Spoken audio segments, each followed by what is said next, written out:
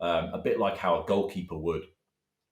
But I think stood back, that's absolutely fine because, like we said, you're in an athletic fielding position there. Where your main goal is to catch that ball, and if you need to move, you just need to move. Whereas stood up, we need to get ourselves a little bit lower in order to rise with that ball. But it doesn't need to be as mobile, if that makes sense, as being stood back would be, because our movements are considerably less. Like I said before, we've got that leg side shuffle, and then we've got that little step to the offside. Therefore, we need to sit a little bit lower in order to rise with that ball, because that is our main aim when we're stood up to the stumps.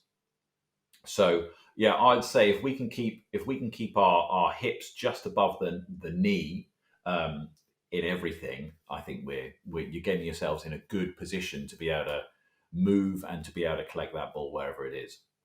I think there's a misconception with starting in that position and then people going, well, it's going to be too far, especially stood back. It's going to be too far to get down to the floor. It's not hard to get down to the floor from that position because, number one, you can just reach. If you reach a little bit further, your hands end up touching the floor anyway.